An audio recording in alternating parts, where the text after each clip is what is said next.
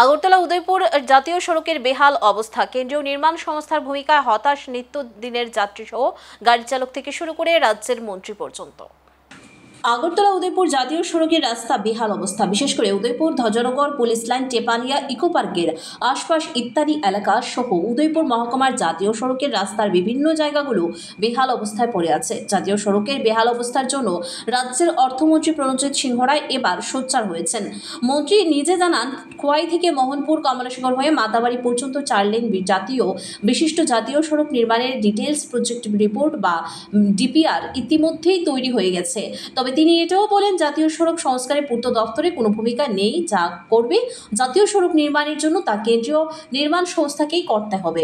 এদিকে যান চলাচল এবং নিত্যযাত্রীদের অভিযোগ, দীর্ঘদিন ধরেই জাতীয় সড়কের বহু অংশের পিচ উঠে গিয়ে ছোট বড় গর্তের সৃষ্টি হয়েছে। সাময়িকভাবে তাপ্পি দিয়ে সারাই করে কাজ চালানোর অভিযোগ উঠেছে জাতীয় সড়ক নির্মাণ সংস্থার বিরুদ্ধে। জল জমে সমস্যা তৈরি হয় ধ্বজনগর পুলিশ লাইন সামনেও। সেখানে নর্দমার জল গড়িয়ে রাস্তা প্লাবিত হয়। গুঞ্জন উঠেছে এই সমস্যা দীর্ঘদিনের হলেও তা দেখছে না জাতীয় সড়ক নির্মাণ সংস্থা। এ প্রসঙ্গে রাজ্যের অর্থমন্ত্রী প্রণজিৎ সিংহ রায় বলেন, তিনি নিজে নির্মাণ সংস্থাকে রাস্তাগুলো ঠিকঠাক করে দেওয়ার জন্য বলেছেন। বাস্তবে দেখা গেছে এখনও ঠিকমতো রাস্তা সংস্কার করা হয়নি।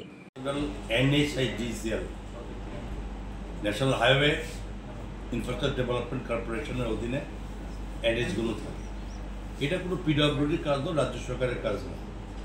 আপনি ঠিকই বলেছেন, বিভিন্ন জায়গাতে যে পুলিশ লাইনের কর্নারটা দেখবেন বেশ বড় বড় গর্তই আছে এবং সেখানে কিছু কিছু অ্যাক্সিডেন্ট হয়ে গেছে। আবার চলে আসুন কলেজের ঠিক মুখটাতে, সেখানে দেখেন জল জমে থাকে, রাস্তা কিছু কাটা হয়ে গেল সেটা বুঝতে পারে না। তো গত কয়েকদিন আগে আমি এনএচএডিসির এখানে যারা আছে তাদেরকে আমি কড়াভাবে বলা হয়েছে, যেটা মানে 24 আওয়ার টাইম দেওয়া হয়েছিল, যেটা অন্তত মিনিমাম মেনটেন্স করে দেওয়া। এবং আপনারা দেখবেন যে পুলিশ লাইনের মুখটা যেটা খুব গর্ত ছিল সেটা মেনটেন করে দিয়ে দেবো গত রোববার দিন। তো প্রশ্ন হচ্ছে এটা মেনটেনেন্স বলে, এটা একটা টেম্পোরারি বক্তব্য, যাতে মানুষের কোনো বিপদ না।